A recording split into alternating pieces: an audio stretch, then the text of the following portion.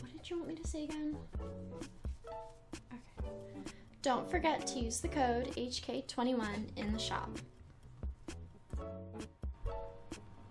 So you built a couple things in creative mode, right? Maybe you're the best one out of your friends group. All the friends have played your map. They're into it. You like it for the most part. There's a couple things you feel like you could have done better, but for the most part, you're into it. But then you look at the stuff that you've seen online. You know, some of the featured maps, some of the blocks that we've had, and you go, fuck, why does mine not look like that? What am I doing wrong? What details am I missing to get my shit from here to here? Well, it takes time. It really does take time. But today I'm here to help you cut down on the time that it takes, okay? So this is gonna be a tutorial for mid-level people. You know, you got the basics under control. I'm not gonna fucking go over that bullshit, okay? This is for you youngins that, you know, want to take it to the next level. You're ready to go from the virgin builder to the Chad architect. And trust me, when you become Chad, it comes with sweet benefits, baby. You get your stuff featured, you know? Maybe you get a code. Shit, you see this shirt right here? The Valkyrie merch? That was hand delivered by Valkyrie herself. You know, I open the door, Valkyrie's there holding the shirt. She says, I just want to give this to you personally. I said, thank you so much. That means a lot to me. And then I shut the door in her face and got back to building. Because that's what Chads do. That's what the Chad architect does. He builds. So today, I'm just going to go over a couple of common mistakes that I see in people's builds. That once you fix them, your shit's going to be looking hot. Alright? So without further ado, let's ascend to Chad level. What do you say? Jesus. So the first common oversight that I see all the time on stream when we're critiquing people's maps is just too much repetition in people's creations. And what I mean by that is, you know, maybe they have a cool little idea. Like here I just did, I don't know, fucking little nature pile up or whatever. And the idea comes across well, but just something about it is really like rubbing the unconscious mind the wrong way. And in my opinion, it's that, you know, nothing in the real world actually looks like this.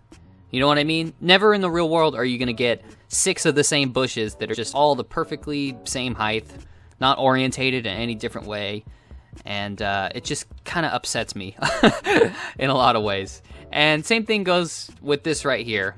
You know, here we actually orientated them a little bit differently, and it looks better, but it's still just the same object used over and over again, and it just, I don't know, it triggers me a little bit.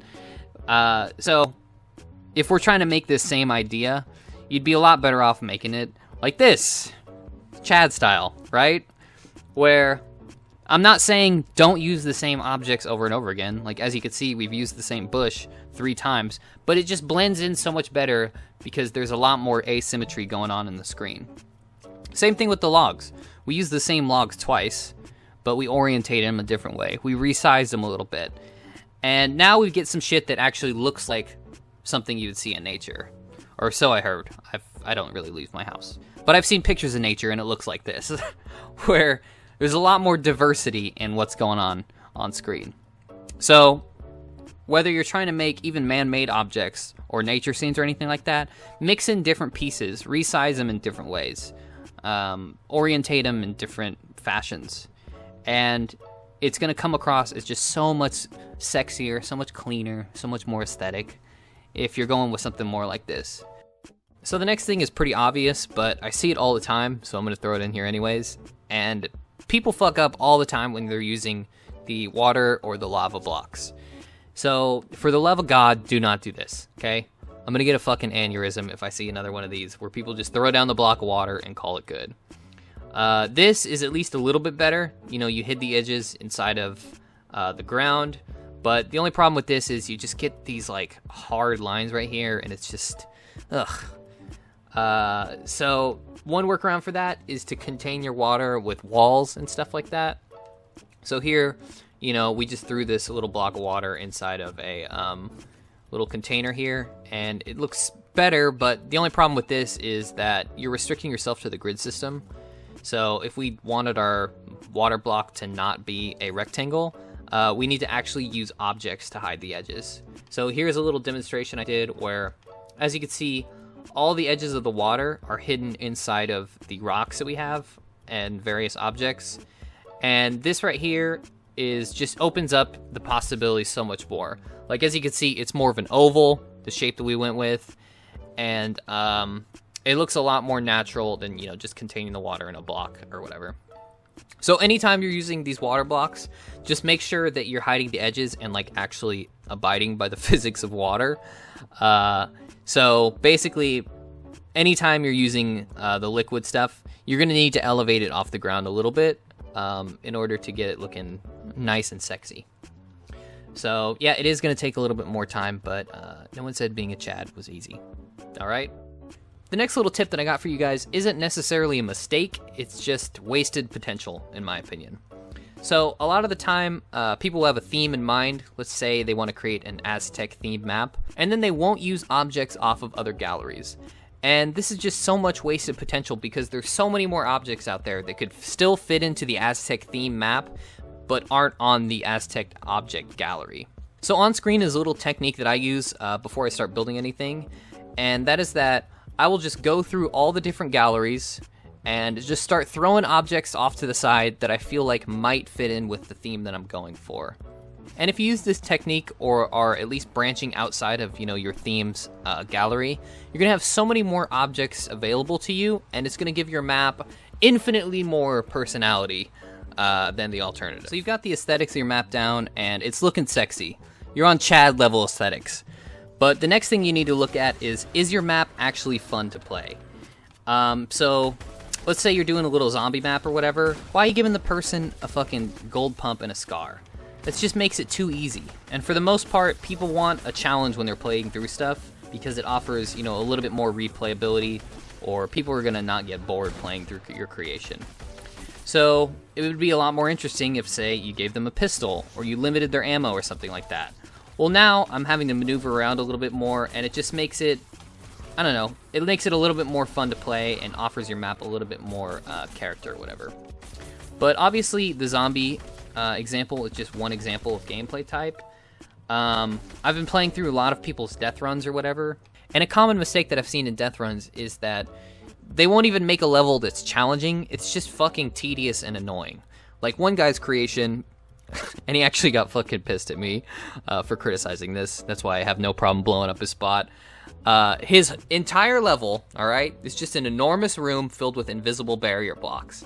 And something like that, it's just, why the fuck would I want to do that? You know what I mean? And that's not to say that you can't have a maze in your death run. Like, one guy, Fractal, he had the same concept, you know, a room filled with kill zones, but he did it in a great way because the answer to getting through the room was that the ceiling was color-coded in such a way that gives the answer to getting through the room. So that's the same basic idea, but one executed it in just a tedious and annoying way, while Fractal, I hope that's who did it, Fractal did it in such a way where it was more like a puzzle room. So, again, anytime you're creating a map, just consider the fact that the underlying question should be, is this fun to play? It's a simple question, but it should be on your mind anytime that you're creating something. So that's going to be our final tip on this edition of Virgin Builder versus Chad Architect. And I hope that you guys have walked away with a couple new things in mind when you're going through creative mode. And everything that was in this video was inspired by common mistakes that we see from critiquing people's maps on stream.